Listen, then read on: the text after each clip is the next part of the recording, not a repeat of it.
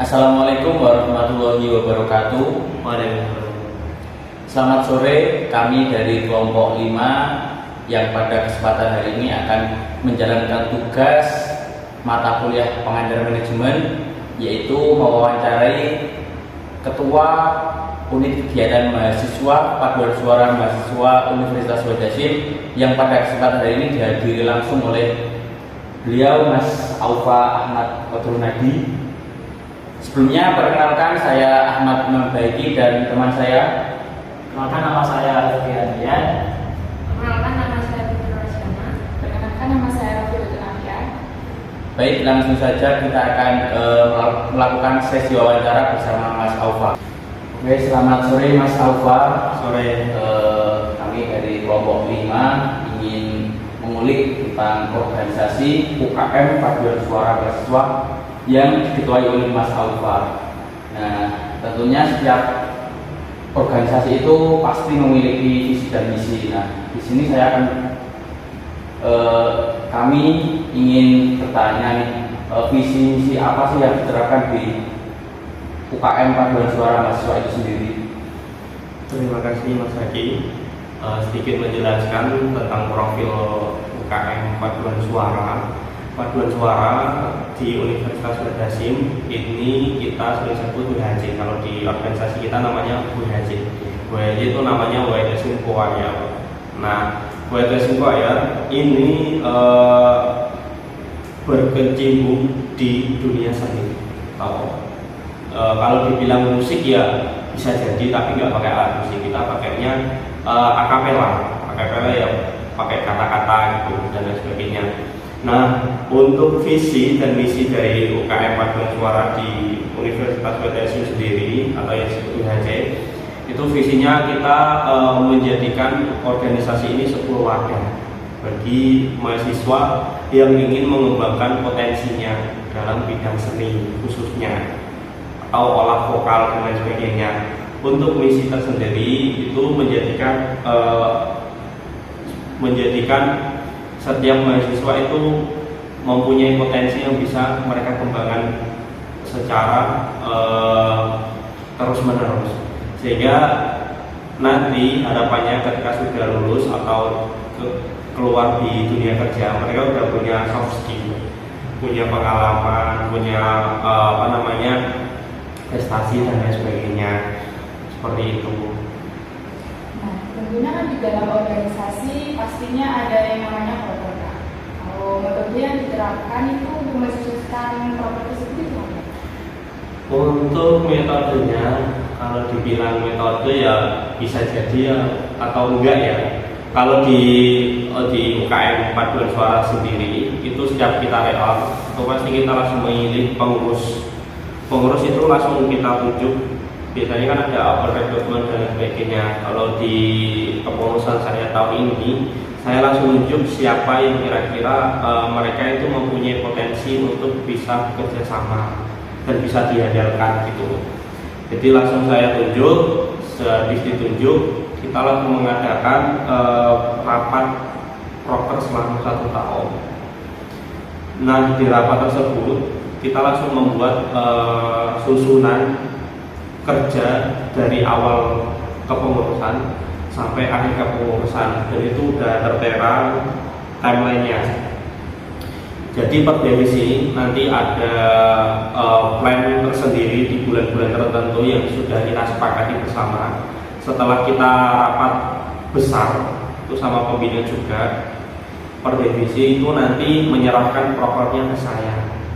Lalu selanjutnya saya akan membuat kalender tahunan, atau kalau di UNWAS itu namanya kalender akademik. Nah, garis besarnya seperti itu.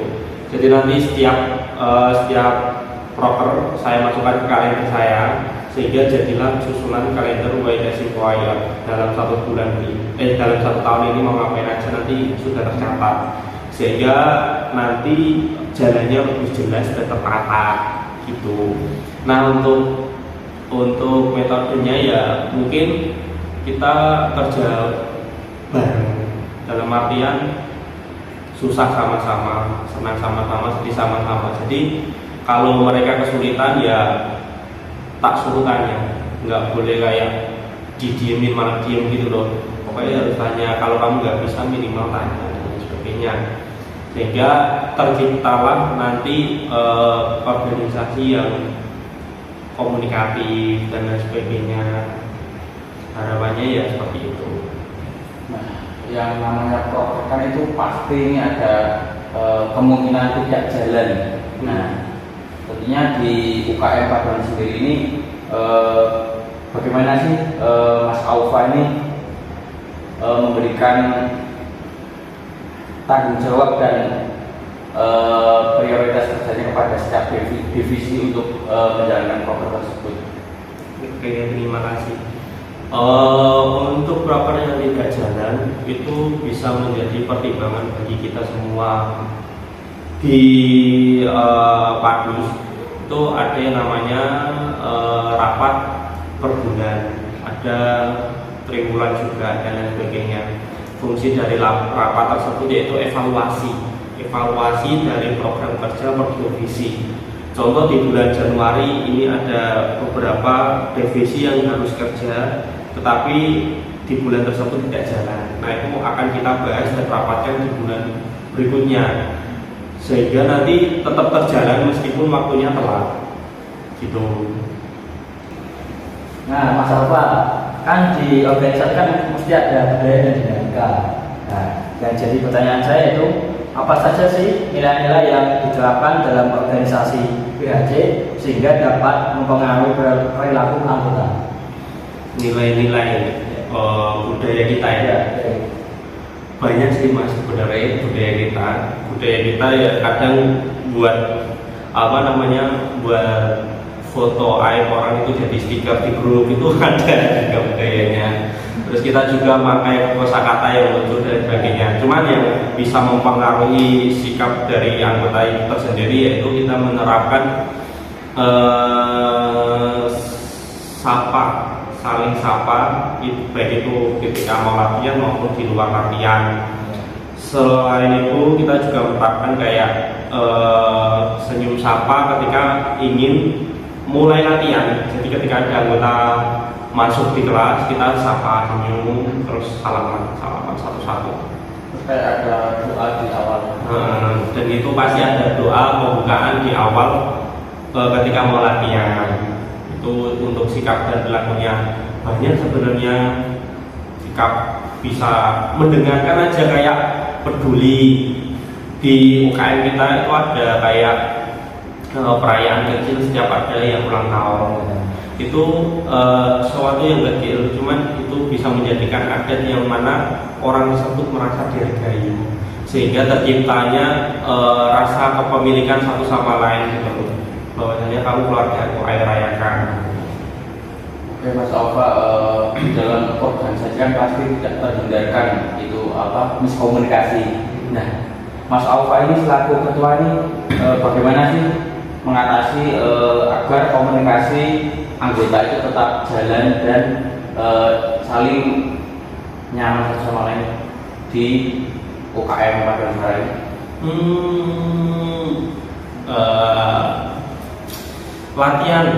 Latihan bareng itu juga termasuk media untuk kita komunikasi, saling mengenal lebih dekat, lebih akrab. Itu juga bisa menjadi media komunikasi untuk kita, karena setiap latihan pasti ada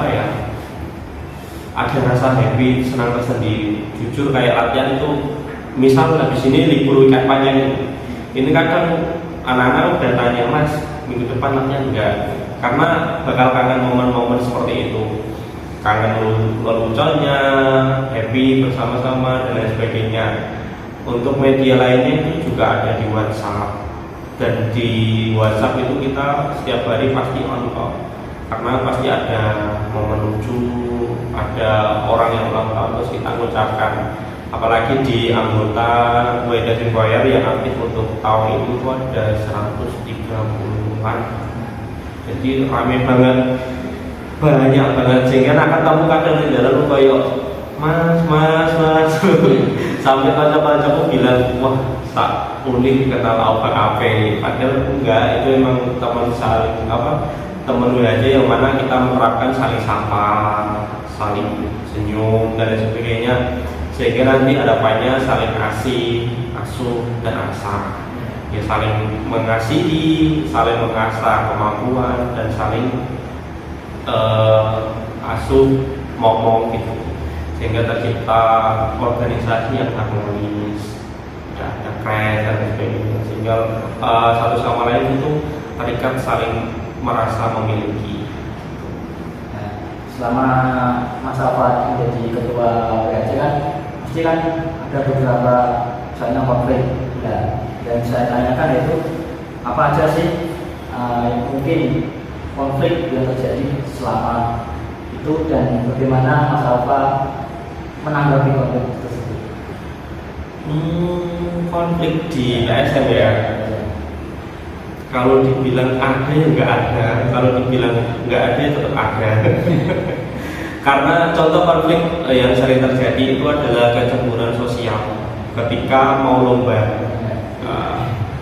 Itu misal di anggota kita kan 130, dari seluruh anggota aktif tersebut yang berpotensi ikut lomba itu hanya 40 orang, dan latihan kita itu nggak 1 hari 2 hari, berbulan-bulan, sehingga kadang ada misal 80 orang yang latihan selama 6 bulan lalu diseleksi menjadi 40 orang, yang 40 kan nggak ikut lomba.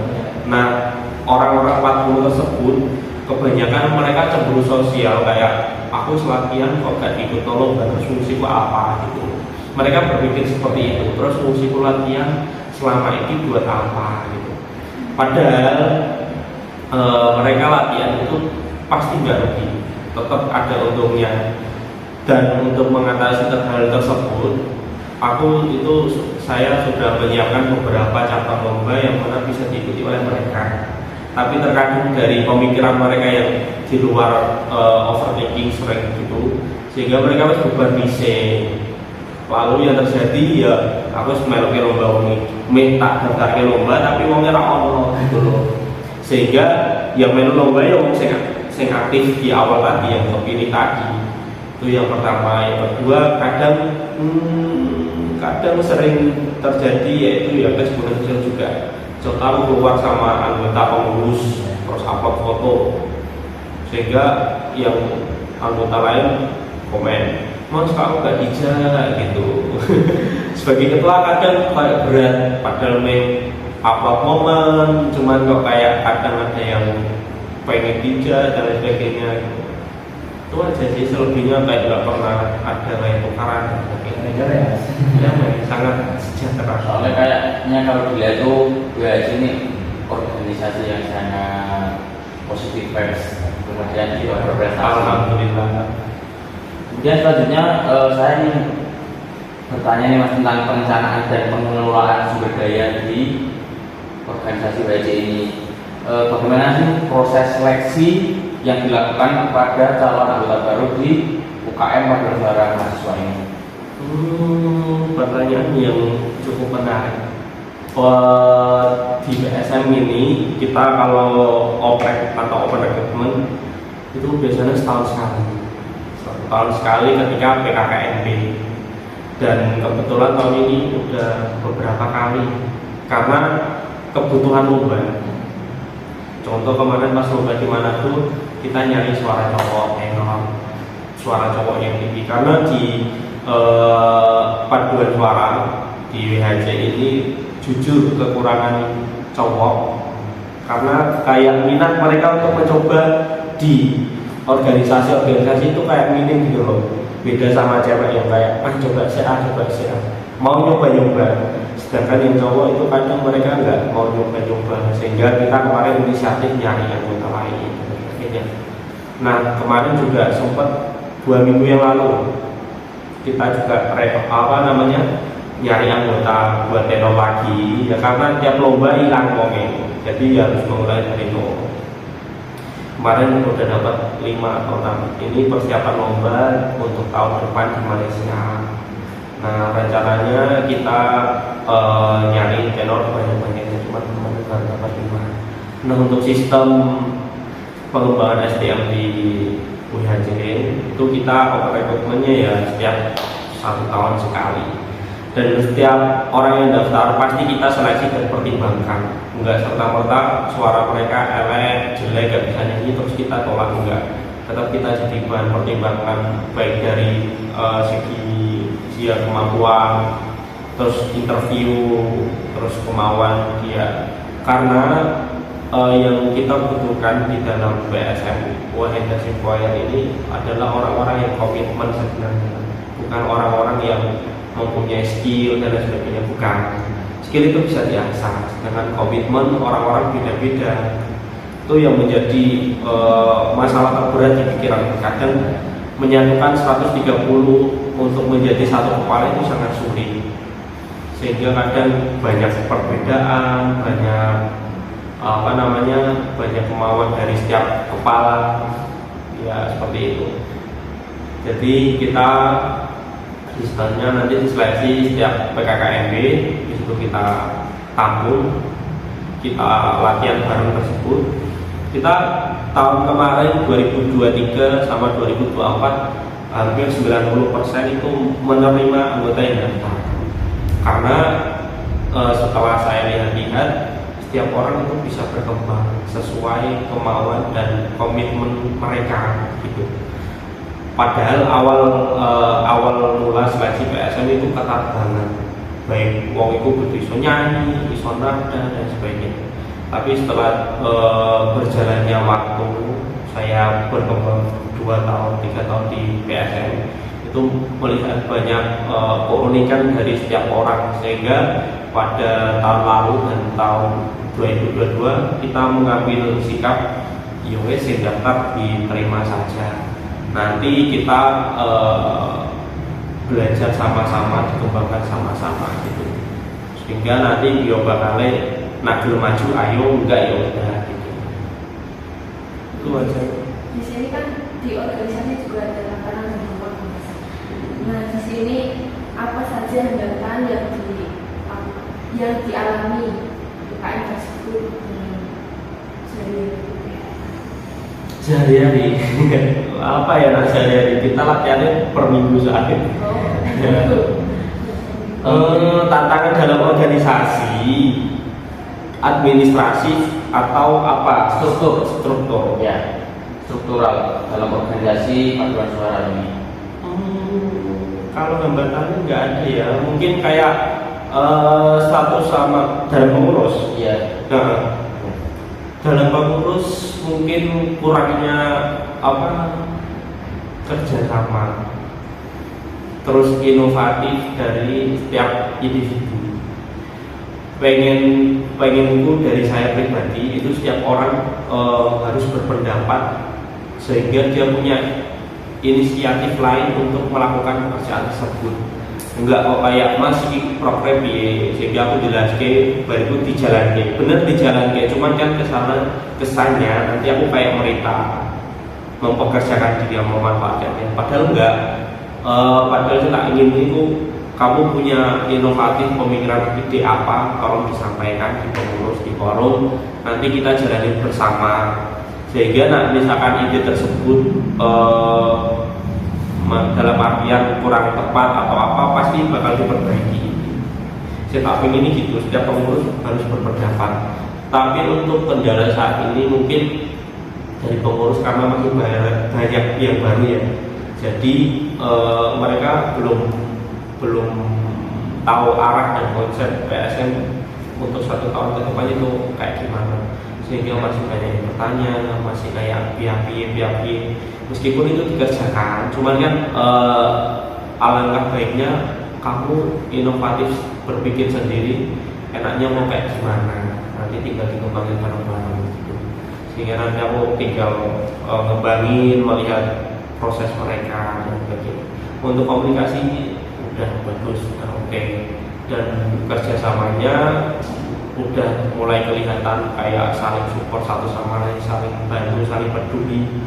Bahkan kemarin yang ada yang tabrakan pun tak ajak untuk jenguk, itu lumayan rame, kompak, udah mulai solid. Iya, biasanya kayak enggak kamu aja atau perwakilan aja gitu. Dan kemarin udah ada 8 bahkan 9 ya. dari 30 pengurusku, karena kemarin juga weekend beberapa juga dia pulang dan orang 9 atau 10 itu udah termasuk kami. Nah, untuk peluang pengembangan keberlanjutan di UMKM itu apa ya? Peluang berkelanjutan dalam apa ini? Untuk plan selanjutnya dari Ya mungkin kayak rencana ya kita jangka panjang di UKM ini tuh menurut Mas Aufa seperti apa Di universitas. ya ke depannya? Rencana jangka panjang untuk rencana tahun ini kita saya udah runding sama pembina kita namanya Mas Patan. Jadi kita udah berunding untuk tahun ini, tahun depan kita mau lomba ke Malaysia internasional dan kita udah mulai persiapan sekarang.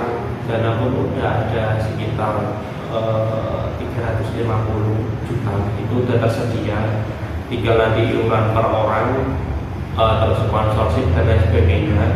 Lalu untuk selanjutnya setelah lomba Malaysia itu juga ada beberapa lomba internasional dan target untuk tahun selanjutnya kita lebih ke internasional. Saya sudah menyiapkan beberapa lomba untuk tahun 2025 ke 2026 sehingga nanti yang pengurus yang akan melanjutkan posisi saat ini itu lebih enak dan udah beberapa lomba yang sudah laris. Contoh di 2026 setelah lomba di Malaysia itu ada lomba di Thailand juga, ada lomba di Singapura dan Korea itu 2025. Tapi waktunya akhir tahun semua. Misalkan kita mau nerapes itu nggak bisa karena terhalang dana, dan dana kalau lomba PSM paduan suara itu nggak cukup 100-200 juta, di mana itu aja kemarin 350 juta dan alhamdulillah itu dibayar eksklusif semua. Nah untuk tahun ini kita targetnya itu 550 juta. Itu 2026 ada Vietnam, tapi itu ada Subija Internasional di Unika, ada Sabta Kita Internasional di USM, terus ada Pelabuhan Internasional di Jakarta, ada Bali Internasional Orang Festival di Bali juga, terus ada di Taipei juga, ada banyak. Sehingga untuk tahun ini kita fokusnya dan pemantapan diri, pengembangan diri PSDM anggota SDM kita masing-masing, sehingga nanti ketika ada lomba kita tinggal oke gas gitu aja. Dan untuk latihan pada kepengurusan kemarin sama tahun ini kita konsepnya latihan rutin setiap minggu, itu kita latihan 2 kali pertemuan sama pelatih Undip Mas Budi. Untuk kita rutin seminggu sekali. Kalau dulu enggak, dulu sebelum tak pegang itu latihan rutin kita kalau ada event aja, dan itu menurutku menjadi berat karena kemampuan kita diasah dan dibutuhkan itu ketika mau event aja, padahal kita harus mengasah sekian tiap hari, praktek di rumah sendiri dan sebagainya. Dan tahun kemarin dulu sebelum tak pegang kepengurusannya itu job jarang, sehingga kita latihan jarang, terus nggak ada pengembangan sehingga SDM biar aja. Kalau untuk tahunku ini tak konsep per minggu, jadi mau ada lomba, mau ada event atau enggak itu kita tetap latihan gitu. Cuman untuk tahun depan itu udah ada planning sampai 2026, sehingga nanti yang meneruskan itu penting enak gampang. Nanti nama kita akan lebih terkenal dan itu juga akan membanggakan kampus tentunya.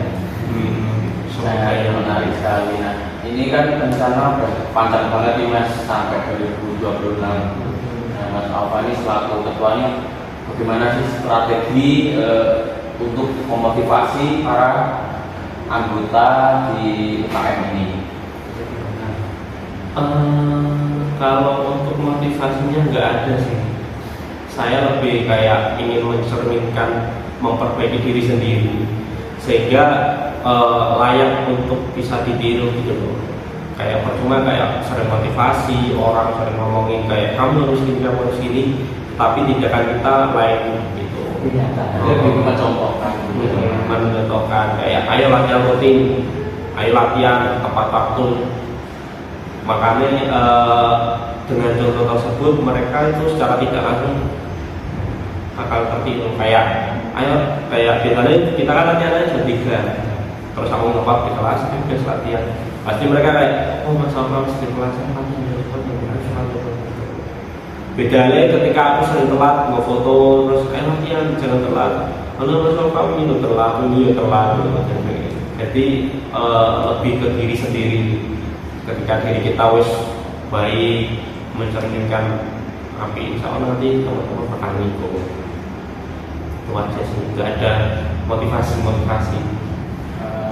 Baik, terima kasih Mas Aufani. Kami dari kelompok ini mendoakan semoga organisasi UHJ ini semakin berkembang, sukses, maju dan berprestasi, tentunya membanggakan Universitas UHJ.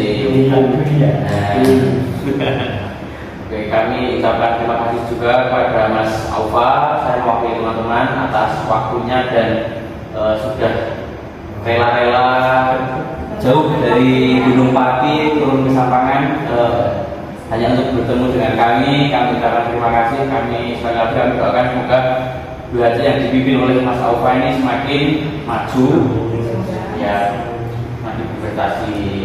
Kemudian terima kasih, saya mewakili teman-teman dari kelompok 5. Memohon maaf apabila ada kesalahan kata atau perbuatan. Wassalamualaikum warahmatullahi wabarakatuh. Waalaikumsalam warahmatullahi wabarakatuh.